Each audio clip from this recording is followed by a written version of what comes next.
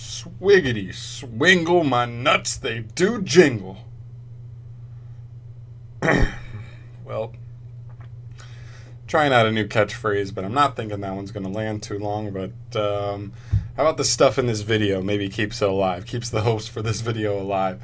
Guys, today we've got a ton more Chaos Impact cards being announced tonight, just because we are in around that time where we're finding out, you know, all the kind of random cards that don't actually fit in anything. They're just a bunch of random cards. Some of them end up being interesting, but we've got, what, like 5 or 6 here, and then we've got like 3 others that we got to take a look at as well.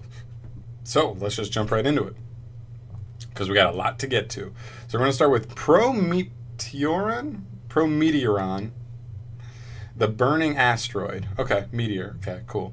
Level 8 Fire Machine Effect Monster with 2800 attack, 2000 defense, solid stats. Effect is, when this attacking card destroys an opponent's monster in the main monster zone by battle, you can discard 1 card for cost. Then this card can make a second attack in a row. Also, the zone that monster was in cannot be used until the end of the next turn. Okay, not very good. I mean, like, we've seen high level monsters that don't get themselves in the field can be tough, and then I don't think this effect is quite strong enough. It makes you discard. All it does is give you a second attack. It's spicy at best. Next up, we've got Brynigel. Okay. A level 7 Water Sea Serpent effect monster with 1000 attack, 2600 defense, and has 2 effects. Both are hard once per turn. First effect says, if this card is normal or special summoned, you can target 1 monster in your graveyard. For cost, this card gains attack equal to that target's attack. Okay, it's a permanent gain, which is kind of nice. And in any kind of watery combo deck, you've probably already got a water monster in grave. Okay. And then the second effect says, if this card is sent to the graveyard, you can target 1 water monster you control. It gains 1000 attack until the end of this turn. Okay, it's all, you know, stat modification. Nothing too crazy. It still doesn't get itself out of hand as a high-level water monster. It's mediocre, I'd say again. All right, then we have Bayonetter, the Magical Scope, a level 1 Dark Zombie. Okay. 500 attack, 0 defense. Once per turn, you can target 1 face-up monster your opponent controls. It loses 1000 attack for each monster your opponent currently controls. That's interesting. It's actually definitely interesting for sure. I mean, it doesn't do anything other than that. It is like a 1-for-1 target. It's spicy. What I guess is this guy up here at the top, or no? Am I looking at the right one? Or maybe this guy down here? I can't tell because all of those are in Japanese. But interesting. I think this one's more interesting than the other ones, but still, again, like, it doesn't have any way to summon itself, do anything, and I don't think zombies get him out quite as easy as it should. Next up, we have Mimikrill. A level 3 Dark Fiend effect monster. Okay. 0 attack, 0 defense. You can only use this card names once effect per turn. During your main phase, you can excavate the top card of your deck. And if it is a monster, special summon it. And if you do, place this card on the bottom of the deck. Otherwise, or if you cannot special summon it, place that card on the bottom of the deck. Place the monster special summon by this effect at the bottom of the deck at the end of the turn. Okay, so I thought it was going to be really interesting, but it actually did not end up being that interesting. It's interesting. I will say that. It's definitely interesting, but like, you have to be, like, you don't know what's on top of your deck most of the time. It all gets shuffled back, so if you cannot be, or not shuffled, but put at the bottom, so if you can't do anything, and you're just trading 1-for-1. It's not like you just, like, get a free special summon and then, like, keep this guy. You lose this guy when you get the new one, so mediocre again, which is not to be, you know, which is to be expected, I guess, from these cards, because these are, like, the random mismatched cards that get thrown in at the end of the set. Okay, we have Bang Pauline. Nice. So I guess there's like a bomb, and if you jump on it, explodes. Cool. Continuous trap card. Activate by selecting 1 unoccupied monster zone. If an effect monster is special summoned to the selected zone, return both the monster in that zone and this card to the hand.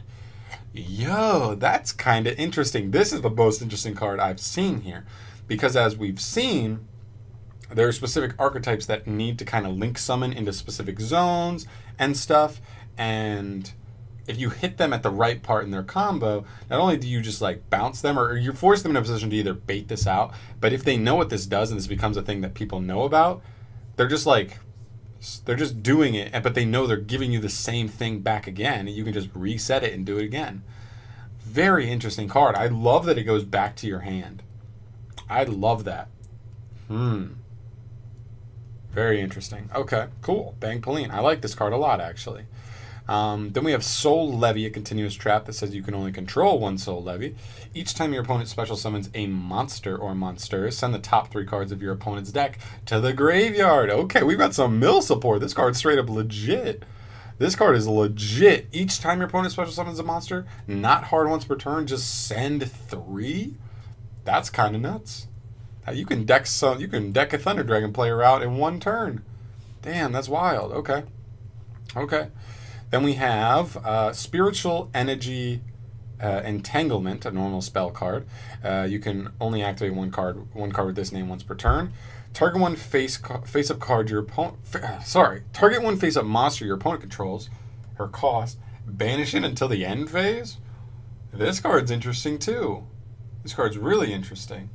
I think in the end, like, Mind Control is probably just like a better version of this card, because it does come back, but it is still pretty good. I'm not going to discount it. Nice. Okay, cool. Old Mind is another normal spell you can only activate once per turn. Reveal 1 random card from your opponent's hand, then apply one of the following. Discard both the revealed card and 1 card from your hand that is the same card type. Then add this card from the field to your opponent's hand. Also, you draw 1 card. Or you lose 1,000 life points. I don't know, man. So this one's kind of bad too. This one's just a whole lot of nonsense. Just one of those cards that just, like, even if you do, like, get something good or whatever, discard something good, like, you punish for it. Like, you discard a card and you have to make sure you have the same type in your hand. Then you give this card to your opponent, do the same thing to you, and you get to draw a card. I feel like it's not quite plus enough. Unless I'm not thinking about this the right way, I don't feel like this card is, like, quite plus enough to really make it worth. Real quick, we'll go over to Suppress Collider,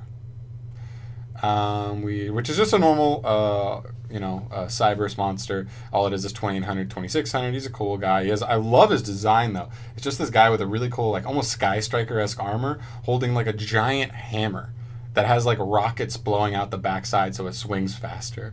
So really cool design. Just want to throw him out there. Then we also have some Mizael support. Mizael? How do you pronounce that? I don't know. But it's dragon. Level 8 dragons go. Get pumped. Right here we have Spiral Dragon Bulge. I'm just thinking that's not its actual name. It's a level 8 Dark Dragon, 25/25 solid stats, and has 2 hard once per turn effects. The first one says if this card is in your hand and you control 2 or more light or dark dragon monsters, you can special summon this card from your hand in defense position, but banish it when it leaves the field. Love that right out the gate. It has a fairly consistent effect that gets itself out of the hand. That's what I want to see in big monsters. Secondly, during your main phase, you can make the level of all monsters you control become 8 till the end of this turn. This card is, like, to the max, like that new number monster Draglubion support, the one that just takes any level 2s. This one supports that. Supports Blue Eyes, supports any rank 8 deck, essentially, that plays like dragons. Pretty cool card. I like that a lot. That card's pretty strong. Then we have Tachyon Galaxy Spiral, a normal trap card that you can only activate this one with its name once per turn. If you control a Galaxy-Eyes Tachyon Dragon monster, you can activate this card from your hand. Okay. Target one Galaxy Dragon monster you control. Until the end of this turn, it cannot be destroyed by battle and is unaffected by other card effects. Wow. So just like a blanket. This is like this is literally just a trap version of Sky Striker Eagle Booster. Like, literally for a turn, you can just make a Galaxy monster like dragon completely unkillable, completely untouchable, essentially. Wow. Okay. That's pretty crazy. All right. Then we have we got some Infinitrack and and Evil Eye stuff. Okay, so we have Infinitrack Brutal Dozer, level 5 Earth Machine with 1900 and 2100 for its stats. Okay, stats, I mean it's a level 5. You contribute 1 Earth Machine monster for cost to special summon this card from your hand in defense position. Okay? If this card is special summoned from your hand, you can special summon an Infinitrack monster from your deck in defense position, but its effects are negated, and you can add special summon monster versus turn except for Earth Machines. This card's pretty solid. It's a 2 for 2. Realistically, thinking about it, you have to put an Earth Machine on the field, use that to get this guy out, and then you essentially replace the one you had, but it's definitely a pretty strong consistency card. Consistency card, I'm thinking. And this is definitely a nice buff. This is probably just a straight up 3 of in Infinitracks. It just gives you any Infinitrack monster from deck. Wow, okay. I like this card. This is good. That's good Infinitrack support. I like it. All right, then we have Evil Eye of Gorgon. Is this a secondary equip spell? Oh boy. Oh boy. Okay. Let's see. Evil Eye of Gorgon, an equip spell card. Equip only to an Evil Eye monster. You can only activate this card once per turn, and the third effect is a hard once per turn. This card's name becomes Evil Eye of Selene while it's in the spell and trap zone. Okay, consistency. This actually could be pretty nice for Evil Eyes. Okay. If your life points is lower than your opponent's, the equipped monster gains attack equal to the difference. Okay, that could be a nice little buff there. It's pretty cool. And you can banish this card from your graveyard, then discard an Evil Eye card to add an Evil Eye spell or trap from deck to hand. Yo, that's pretty nice for like if your opponent's able to out this is able to like it is like, well, once this is engraved, you got to kind of think of this as like gone, right? So it's essentially like trading any Evil Eye card in your hand. Maybe if you have extra monsters in your hand that you don't really need, or maybe you have extra or more some of the traps that are like, you know, stun capable, but like you don't do anything if you don't have like an Evil Eye. So you can just add like a Selene, or if you need one of those traps to help you control the board, or you just want to load. It's spells and traps specifically. Okay, want to load anything, like you just get it. Get the field spell, that gets you a monster. Wow. Okay. This card is nice. Plus the link 2. I like this a lot. This is what the deck needed, because the deck is surrounded around Selene.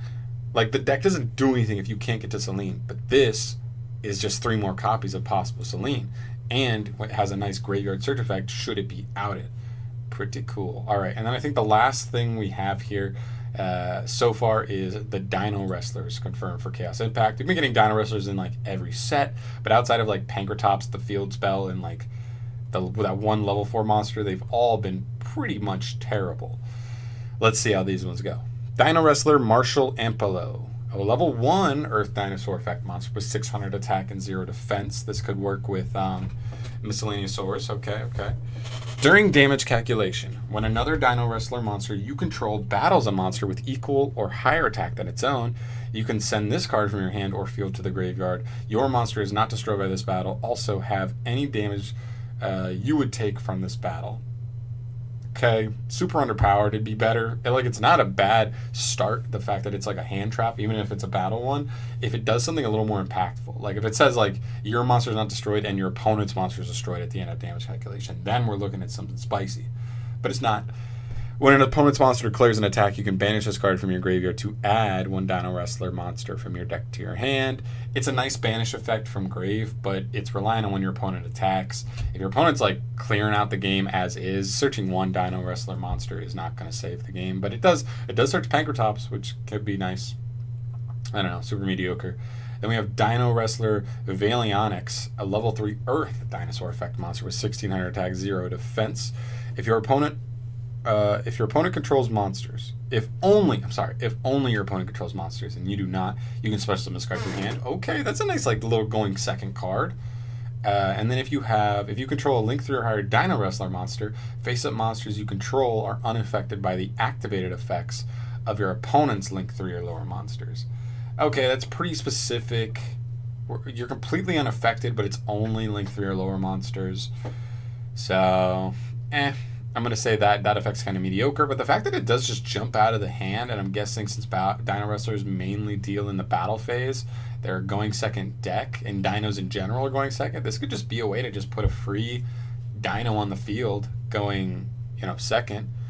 But yeah, I think that's pretty much it for all the news we have so far. Some pretty cool stuff, I'm not going to lie. The Evil Eye, the Infratrack cards are really nice. And then we had like that one trap card that's pretty good. And then, oh, these dragon cards are pretty good as well. So pretty interesting stuff. Actually better than I thought. Usually at the end of a set when we get like a bunch of random stuff kind of sprinkled at the end and they're just completely random like cards, it's not that, you know, there's not a lot of anticipation behind them. But I think these are pretty solid. I'm pretty pumped for these actually. So let me know what you guys think. Let me know if any of these cards specifically get you riled in the shorts, in the jimmies. And I'll catch you in the next video, guys. Peace. Thanks for watching.